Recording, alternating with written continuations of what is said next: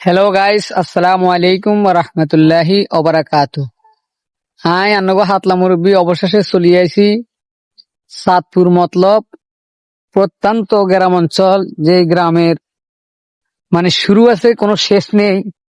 আসলে গাড়ি চালানোর বয়সে দেখা গেছে যারা আমরা ড্রাইভার তারা বিভিন্ন জায়গায় বানা নিয়ে যায়, বিভিন্ন রকমের দৃশ্য দেখতে পাই, অচেনা জায়গাগুলো চিনি থাকি এবং অচেনা পথে যেয়ে থাকি। তো আপনাদেরকে এই গ্রামের কিছু দৃশ্য দেখাবো। আসছি বিয়ের বানা নিয়ে।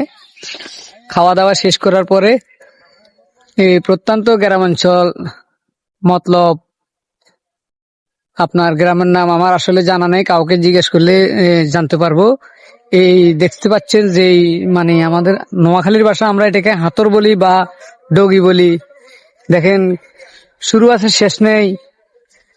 কিছুক্ষণ পরে আমরা এখন ভুট্টা ক্ষেতের দিকে যাব। ভুট্টা ক্ষেত আবাদ এখানে প্রচুর পরিমাণে হয়, যেটি আমাদের নোয়াখালীতে হয় না। তো আসলে আপনাদেরকে ভুট্টা ক্ষেত দেখানোর কথা বলছিলাম, যে দেখেন এই যে ভুট্টা, মোবাইলটা আরো সামনে নিয়ে আসো, একবারে এটা জুম করে এখানে কাছে আমি দেখাও। এই যে দেখতে পাচ্ছেন ভুট্টা, তন্তাজা ভুট্টা। এই ভুট্টা ক্ষেত চাঁদপুরে মতলবে অনেক এটার আবাদ হয়।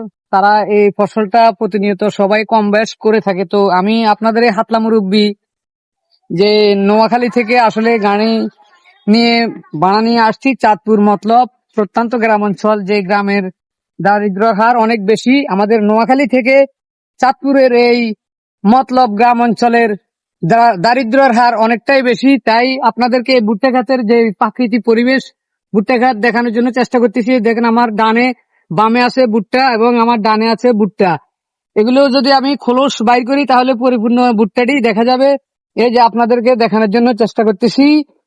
দর্শক আপনারা দেখতে পাচ্ছেন, এই যে দেখছেন ভুট্টা, যেটি আমরা নোয়াখালীরা সবসময় হাট বাজার থেকে মার্কেট থেকে কিনে খেই, কিন্তু সচরাচর একদম জমিন থেকে ফসল উৎপন্ন হওয়ার পর তন্তাজা এই ভুট্টা আমরা আসলে খেতে পারি না।